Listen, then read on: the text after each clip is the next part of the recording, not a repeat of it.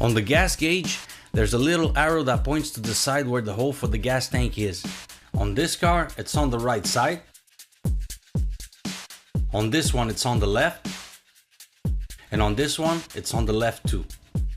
This tip can be useful if you rent or borrow a car, or if you often use different cars.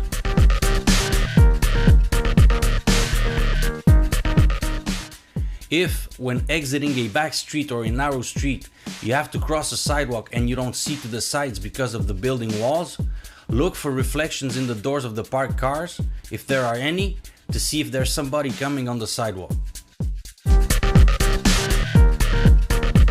To what side do I have to turn the steering wheel when backing up? People tend to believe that, for example, if we want to back up to the right, we have to turn the wheel to the left, meaning we have to invert the way we turn the wheel since we're backing up. It's very simple. You always turn the steering wheel to the side where you want to go, no matter if you're backing up or moving forward. If I turn the wheel to the left, I move forward to the left, and if I back up to the left too. If I turn the wheel to the right and move forward, I go to the right, and if I back up, I go to the right too.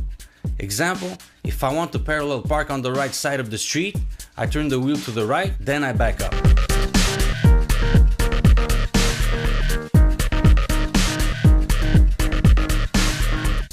Another tip related to the steering wheel, especially when doing 90 degrees parkings, is how to know if the wheels are straight.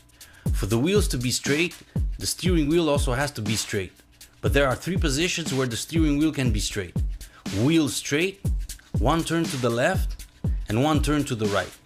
So, to know if the wheels are straight, we straighten the steering wheel no matter what its actual position is, and we move forward a bit.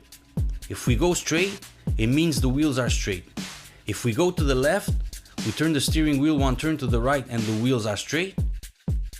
And if we go to the right, we turn the wheel 1 turn to the left and the wheels are straight.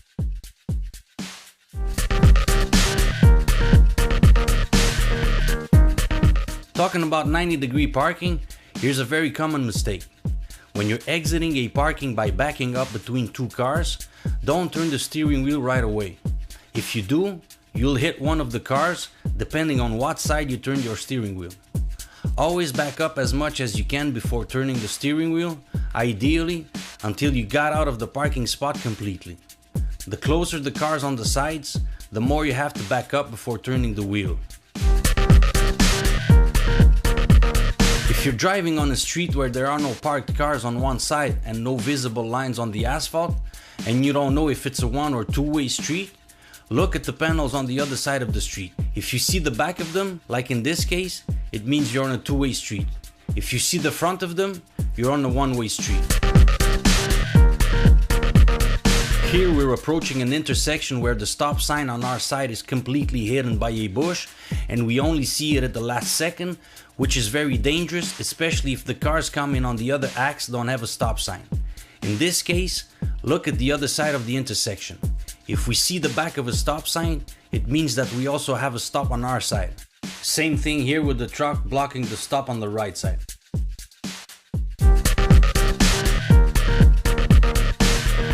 When going from a stop position on a very steep hill, when you let go of the brakes, the car will have a tendency to back up.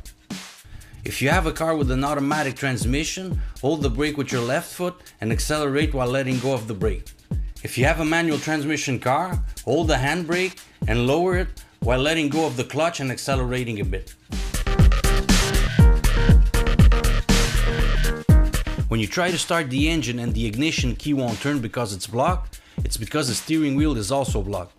In that case, move the steering wheel to the left and right with your left hand while turning the key at the same time. Most of the time, the steering wheel is blocked because we tend to lean on it while exiting the car.